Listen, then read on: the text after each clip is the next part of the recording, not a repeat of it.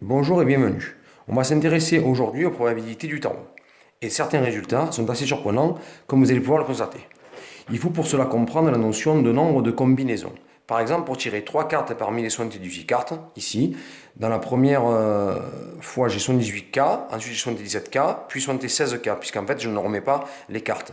Mais ceci tient compte de l'ordre, alors que pour des cartes, il n'y a pas d'ordre. Par exemple, si je tire le 1, 2 et 3, c'est pareil que si je tire 1, 3, 2, 2, 1, 3, etc. Donc en fait, j'ai 6 cas. Et en fait, il faut diviser le nombre que j'ai obtenu par le nombre de permutations. Et ici, donc, par 6. Voilà. Donc si je dois tirer 18 cartes sur les 78, eh bien, il faut que je calcule le nombre de combinaisons de 18 sur les 78, c'est-à-dire 78 fois 77, etc., fois 62, puisque j'en tire 18, et je divise ça par le nombre de permutations, donc, pour en retirer tous les cas, c'est-à-dire 18 fois 17, etc., fois 2, fois 1. Donc on va s'intéresser ensuite au tarot A4, puis après au tarot A5 pour calculer les probabilités. Donc pour les probabilités qu'un joueur ait les 3 bouts, eh bien, il faut que je tire donc 15 cartes dans les 75. Pourquoi 15? Parce qu'en fait, j'en ai déjà tiré 3 où j'ai pris les 3 bouts. Et il reste donc 75 cartes possibles sur les 78.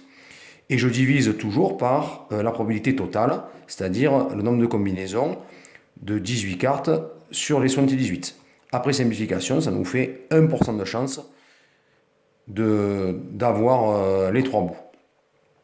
Pour ce qui est de les 3 bouts dans le chien, cette fois-ci, eh bien, il faut que je prenne donc les 3 bouts. Et donc après, il me reste, comme je tire 6 cartes, il me reste encore 3 cartes à tirer parmi les 75, toujours en divisant par le nombre de combinaisons totales.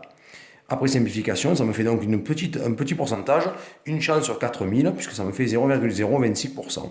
Ce qui est normal, puisque 3 bouts dans le chien, c'est quand même assez exceptionnel. Pour ce qui est d'obtenir au moins un roi dans le chien, on calcule les probabilités en faisant le contraire, c'est-à-dire calculer 1 moins pas de roi dans le chien. Et donc, après calcul, je trouve à peu près 28% de chance d'avoir au moins un roi dans le chien, une chance sur 4.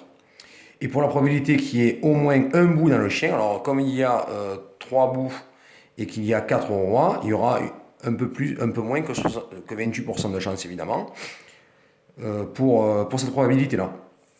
Donc après calcul, donc 1 moins, je retire évidemment, je fais la probabilité totale et je retire les probabilités d'avoir aucun bout dans le chien. Donc c'est-à-dire tirer 6 cartes parmi les 75 puisque je ne prends pas, je ne pioche pas dans les 3 bouts. Sur la probabilité totale, c'est 6,78. Ce qui me fait à peu près 22% de chance d'avoir au moins un bout dans le chien, donc une chance sur 5. Alors pour le tarot à 5, donc on a 15 cartes par joueur et 3 au chien. La probabilité qu'un joueur ait les 3 bouts, donc évidemment elle est encore plus petite.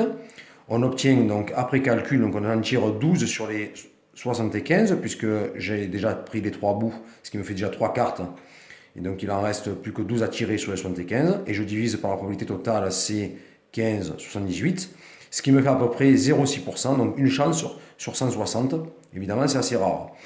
De même, pour la probabilité qu'il y ait au moins un roi dans le chien, donc après calcul, j'ai trouvé 15%, donc à peu près une chance sur 7. La probabilité qu'il y ait au moins un bout dans le chien, c'est un petit peu moins, c'est 11%, une chance sur 9. Et quant à la probabilité d'appeler le roi au chien, du chien, donc ça arrive assez souvent, d'accord?